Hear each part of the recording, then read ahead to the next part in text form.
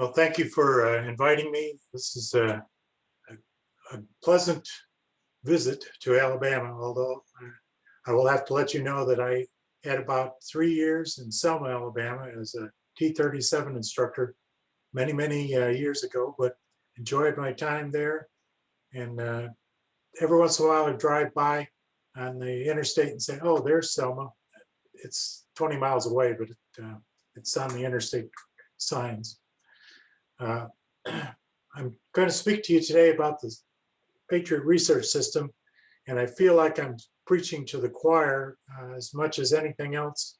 And with Benny on here and Don Robeson, and I think we've got the two main players in Alabama right there to make sure that I don't swap too many lies on this. I'm going to go over the history, and I say distributed earlier. You may have gotten this handout to tell you what it was, where we stand now, what needs to be done, interfaces and dependencies.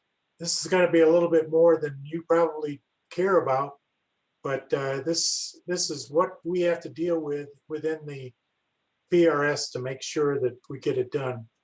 Then there's some significant opportunities, some of them call them problems, but things that we need to work on and our goals for the next year. And then I'm going to cover the Alabama portion of this. Give you a little bit of background. Patriot Graves registration was started in 1931 in the SAR. It was one of 3 committees established by the President General at the time. And that's pretty significant in the sense that we've been working Patriot Graves since that time. We had a Graves registry that was put together by P.G. Gregville in 1986. We turned it into a CD in 1998. We had the Patriot Index started in 1998, and we published a 3rd edition in 2004. Then in 2011, we decided to make the Patriot Index an online program. And we got started 1 year, and it was disbanded the next. Different PGs said, no, we're not going to do that. But it was sitting there kind of irking people because it gave some data, but it didn't give enough. PG Brock came up with the Patriot biographies. They added those in 2014. And then 2017, PG Guzzi said, I'm going to put the Patriot biographies with the Patriot Index, with the Patriot Graves Registry committees, and call them the Patriot Records Committee.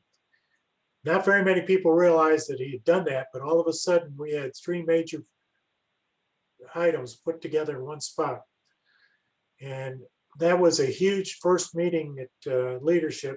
There must have been 50 to 70 people in there because it was 3 different committees combined at one time.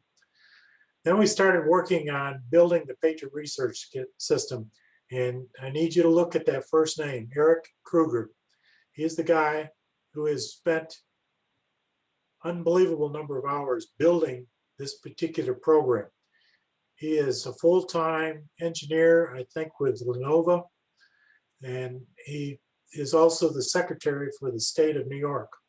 So he doesn't lack for things to keep him busy, but his primary job for me is building this Patriot Research System and making sure it works. Jamie Callender from Virginia is the, I don't think that's right type of guy. He kind of burns holes in what Eric makes. Dennis Boyer was a manager of the Patriot Index, was very important to what we needed to get going. Jim Wood was the guy who said, I'm going to find all these guys and get them together, and he did. He put it together. We started the Patriot Research System in January of 2018. And since 2011, we've had over 700 volunteers, many of them are in this chapter, who have helped put together what is the Patriot Research System. Right now we have 402 active volunteers. We've got 129,000 records available, and we have 99.4% of the members connected to their Patriots. That's including supplements and everything else. We have 100,000 lineages that have been transcribed, that equates to 76% of the available lineages, and actually 80% of the 1998 to 2021 lineages. What we have to work on is flagging. We've got to come up with a way to say, you out in the field can look at this record and say, this one's suspect. And it's pretty important to the registrar, because you do not want to submit a application that you know is going to get bumped out because it's already flagged. We have some flags we put in there because we get them from the DAR, but we haven't got a working flagging position in the SAR that we can put on the PRS. We have the policy, we don't have the mechanism set up. We need to improve the descendant lineage search so that you can look at it and say, this is it right here. Right now you have to go in and hope that the lineage is set up and has been transcribed, and then you can click on that particular lineage. But we need to come up with a better description of what that's going to be. We want to get to the point where we have supporting documentation. Those of you who are in it will realize you can get the application, but you have no way of getting the supporting documents to go with that application. And that is a committee that's working on that right now. We have 3 million pieces of literature to document, to scan, and to be able to put into this database that would end up being the documentation. So that one might be a ways out. We want to get going by the end of 2021, but it's going to be a number of years before we get it. We are looking to add more record copies. Right now, we've got all the record copies from 1985 to March of 2021. We have some copies from 1889 to 1984, but not very many of them. We have scanned copies that are being made by one of the genealogists, Jesse Hagan. We need to acquire those because they will be the 1981 to 1984. He's not quite through with those, but we hope to get those before he retires. This is a pretty big part here. This is stuff that has to be done. The red indicates that we don't have it figured out yet. Now, we need to determine which documents need to be scanned and then which documents can be made available for purchase. Things like the DAR applications are not going to be available for purchase from us because they belong to the DAR. We just happen to use those as supporting documents. We need to automate the process so that we don't have to do it manually for redacting versions of the applications. Shouldn't be able to send out your contact information on your application. And then we're removing duplicates every day. I have a list right now of 20 that I've got to pass on, but every day I find more duplicates as I find a different Patriot. So that's an ongoing process. We do have a dependency on the director of operations.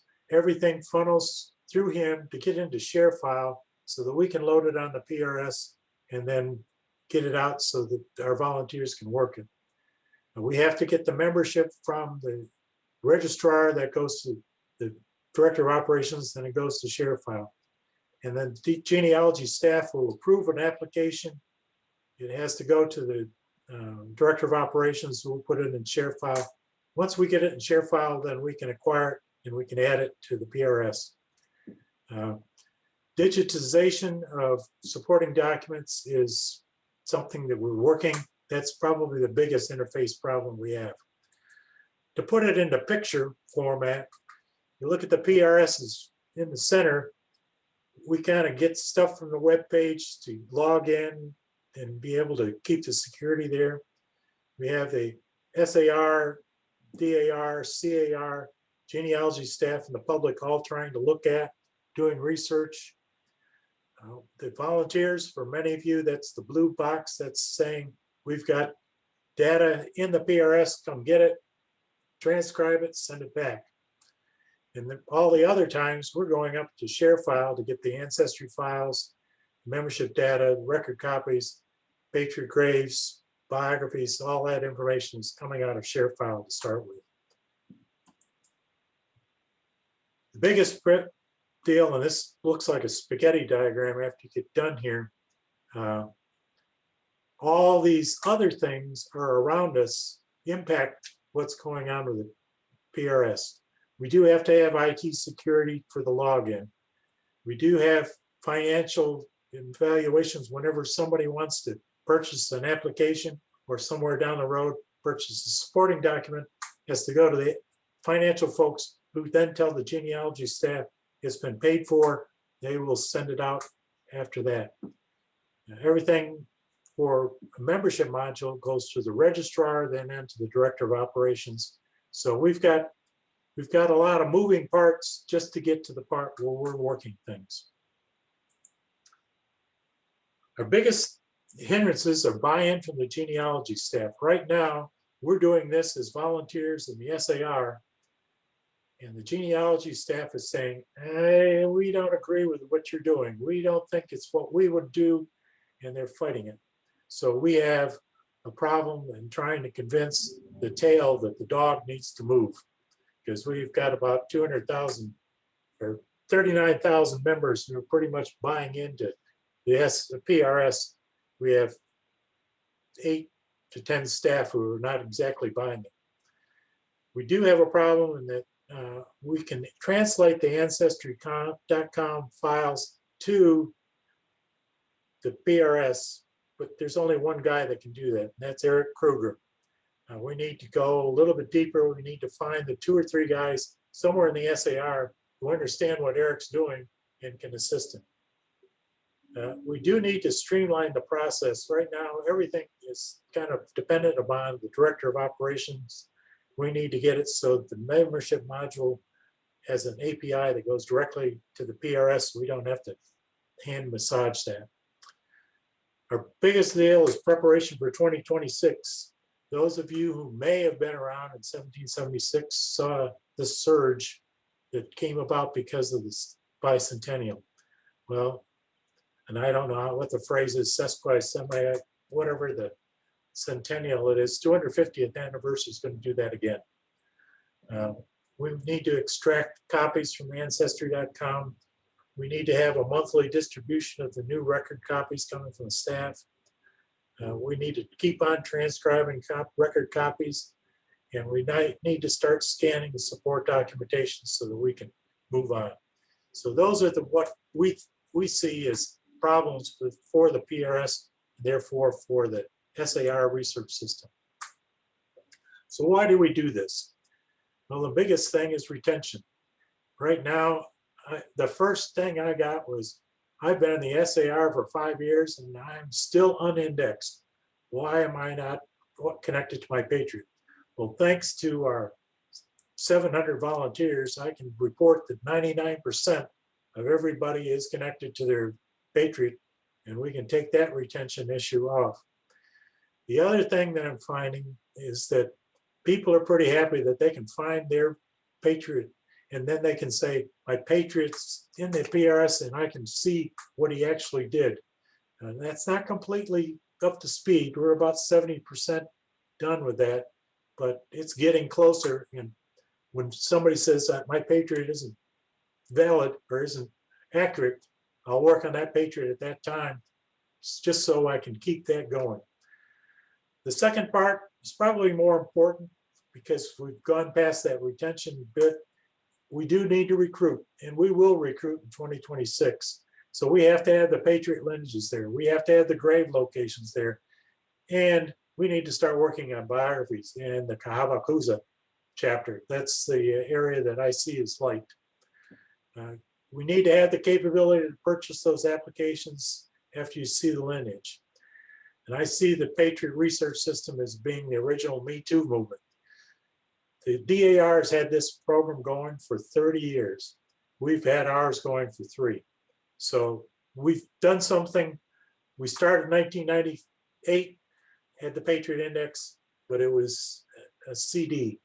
Now we're into the online capability, and anybody can be in a part of it. So that's why we're doing it. Current members, volunteers connect or index the record copies to the Patriot. They transcribe the lineages. They update the Patriot record to make sure that grave markings in there, the biographies are in there.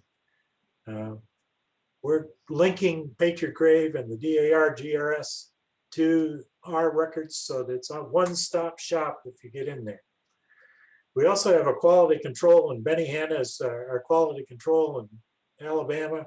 He's the guy who looks at what you put in and says, bleh. Or he says, yeah, let's go, and he connects it. If he gets you some feedback, it's because we want to keep a standard for what we're doing across the nation, and he's doing it for Alabama. We always ask for volunteers. We never turn anybody down. Everybody has some value for participation and giving us the guidance. We give you pretty detailed instructions for what you've got to do. We identify the tasks. We give you step-by-step instructions. It's 17 pages of screenshots and whatever else for instruction. But on top of that, and I should have added that in this step, we have 2 videos that show you how to do it. So the videos enhance what the words are saying, but it gives you at least a shot at saying, I've seen it at least once before. And then Benny will give you the feedback if you miss a couple of the instructions. So you log in, and the big indicators, we do a single sign-on. If you're a SAR member, you can sign on just like you sign on to your regular SAR page, and you can get back and forth between. It doesn't mean you don't have to log in on the second deal, but it's pretty quick to log in once you've done the single sign-on.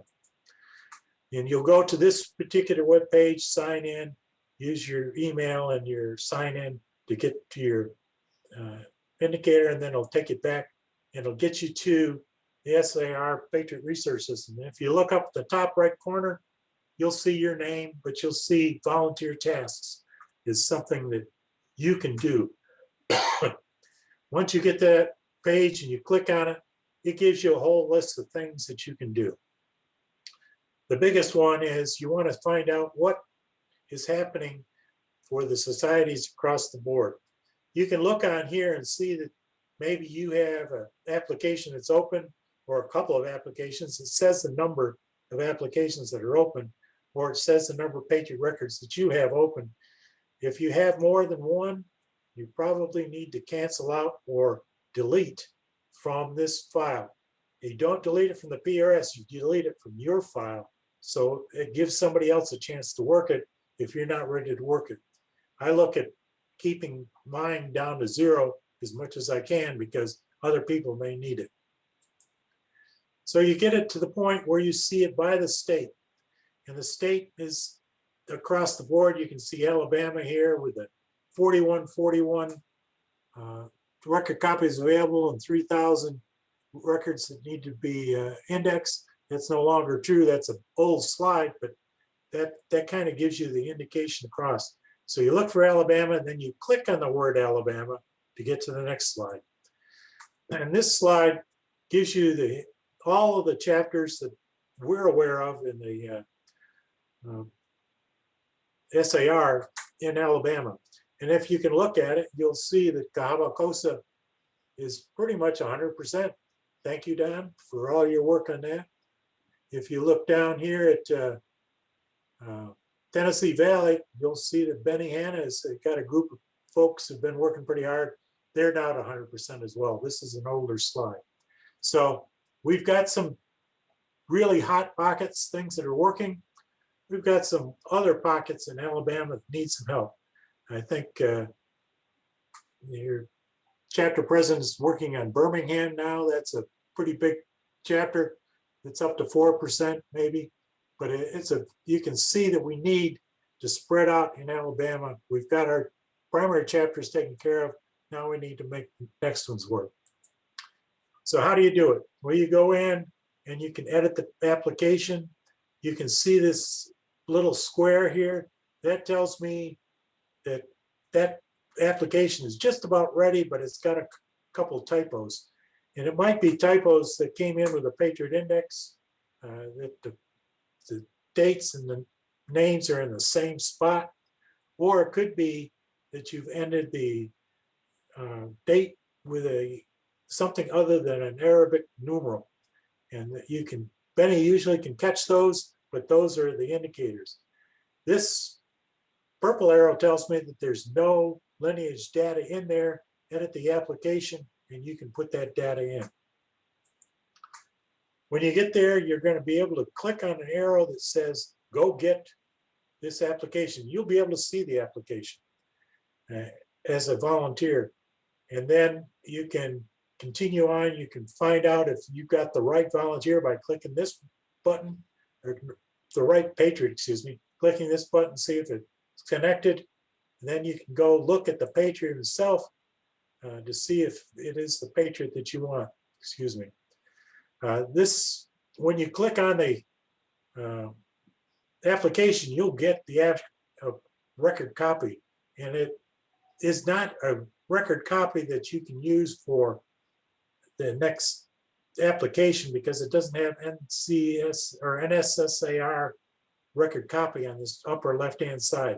So be careful, don't use this one. You'll have to pay the $10 to get the real application record copy. Then you're going to want to look at the Patriot and see, has it got the data in here? Well, this one only has applications. You may have to look and see if it's got a capability of getting the DAR or the find a grave as you go along. And normally you're going to find it. So you're going to look and say, Levi Colby, and he does have a DAR connection. We'll have to see if he has a Patriot grave detail. We can look at the breakout of how these tabs go. If you go back,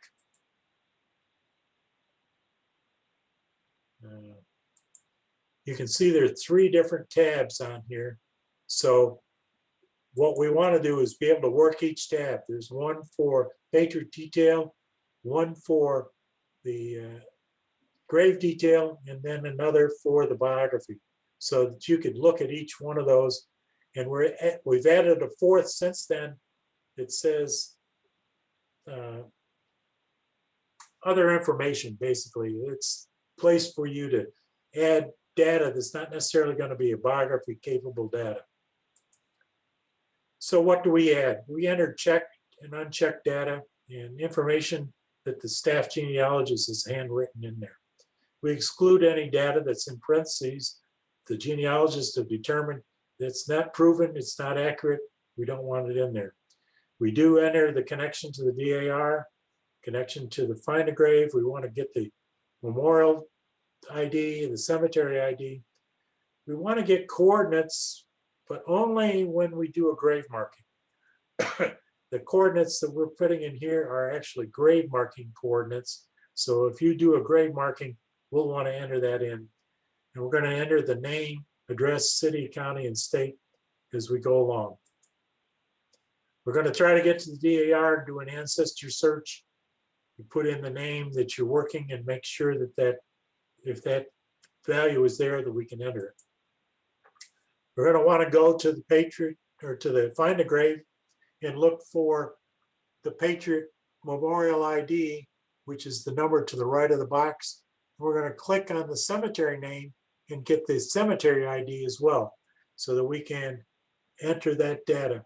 And we'll want to look every once in a while to make sure if you see this marker down here, that's a marker, but it's not an SAR marker.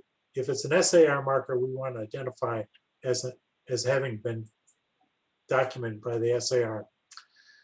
Need you to look, this is 11 May 2021. That's 8 to 9 months ago. And this was a briefing I gave to Tennessee Valley. Said, here's what we're doing. We have 4,300 applications, 2,600 are linked. Now I want you to take a look to today. Well, these are the biographies that we have. This shows you what chapters have put in any biographies. We're a little bit light in Alabama. We need some work on that.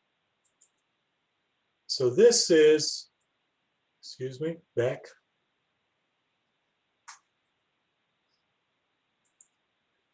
This is a list of our volunteers by chapter who've contributed.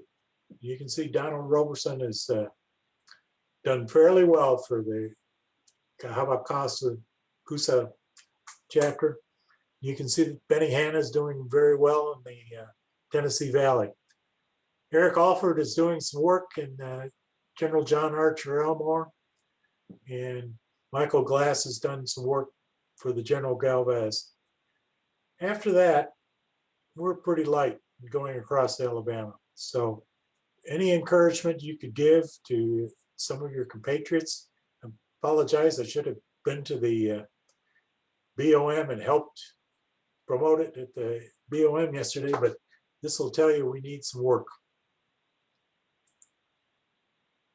This is a slide that kind of gives you the feedback, and this is the 1st of August 2020 of what has been going in the societies around. And you can see Alabama that in August of 2020 had 4,141 records available, 3,000 of them were linked.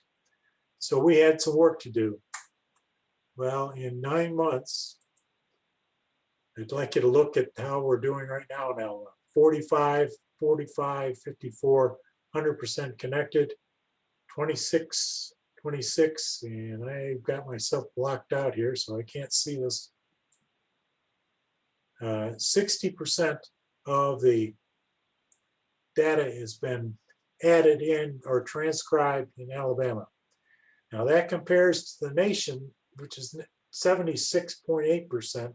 So we're a little bit light in Alabama connecting, but we could go back and look at the 2 major chapters, Montgomery and Birmingham, that don't have the data in there, and that's holding back Alabama in general. You can see that the other societies in the Southern District, Tennessee is just catching on to figuring this out. Louisiana has 3 guys have been doing most of the work, and they're pretty much up to 100%. The Southern Districts is 62%, and you can look up and see compared to other state societies. Texas is probably the big kahuna. They've got 8,900 records already lined up, and they're working pretty diligently to catch those up. They're doing about 500 a month. So what happens? You get this volunteer involvement, you say, okay, I'm going to do it. And for 40 hours work, you get a Lafayette Volunteer Service Medal. Now, I don't give this out. I recommend it to the staff, and they have a fall celebration, and they give it out at their fall celebration. The PG shows up and he says, bless you, and it's off they go. This was a recognition of people who volunteered primarily to the headquarters. And so they were trying to recognize people in the Louisville area who came in and did volunteer work in there. In 2011, the Patriot Index folks said, hey, could we get our folks to volunteer and get recognized for this as well? And so they got it going. This last year, we broke the bank. We probably put in over, I don't know, we had 60 or more folks who got the Volunteer Service Medal, and we had a number of folks who got the Volunteer Service Medal and multiple oak leaf clusters. I think Benny probably has a capability of putting oak leaf clusters everywhere he could find a place on his uniform. I think Don's probably got the same thing right now, because they've done so much in getting things ready for the Alabama and the respective chapters. But you get 30 minutes for every lineage put in. If you get 80 lineages, you burn the badge. 15 minutes for every patriot you update. You get 160 of those, you could do that. You get 15 minutes for every biography you submit and upload, and then 15 minutes for every cemetery you upload. You can do a combination of all of those to get the hours, and I have a formula that I've set up to be able to work that. The fall celebration, I have to put the data in as of the end of September. They take that data and they say, okay, we'll recognize these folks. Most of us aren't going to Louisville to this celebration. So what happens is the director of operations sends the Lafayette Volunteer Service Medals to your state secretary. The state secretary may or may not know what to do with them. He has to figure it out. Usually they're passed out at the state annual meeting or the board of managers meeting, whichever comes first. And then it gets down and the chapter president says, what are these? And then he tries to distribute it within the chapter. So our mechanism is not foolproof. I've had some very upset volunteers that, hey, I put in the time, where's my Lafayette Volunteer Service Medal? And I have to send them to the state secretary to try to figure out where it's hidden. So that's my spiel. We're looking for people who will volunteer. We're looking for people to work their own society, members who can connect members to their patriots. That's an ongoing thing. When new members join, we've got to connect them. We're looking for people who will add lineages. And if you can do a couple a day, that'd be great. If you can do more than that, that's outstanding. We need at least one man per chapter, and your chapter has covered that. Usually, I'm finding that these folks aren't folks that necessarily show up at your chapter meeting physically. They may stay home and do their stuff. They're online, they're capable. The best guys that need to be involved are the chapter registrars, because this is a way of getting data for you when you're adding new applicants. And we need men who have online skills. Now I'm going to make this caveat. We have taken very many SAR wives or DIR members who feel that this is their thing. So we do open it up to women. I don't think we have any in the Alabama Society, but we have in other societies. And we have one lady in particular, Kansas, who's done all of Arkansas just because she got tired of Kansas and wanted to do Arkansas. So she's moved along, and she's done an unbelievable amount. So that is my story. I'm going to stick with it. Any questions or concerns or updates from my kibitzers, Don Robertson or Benny Hanna?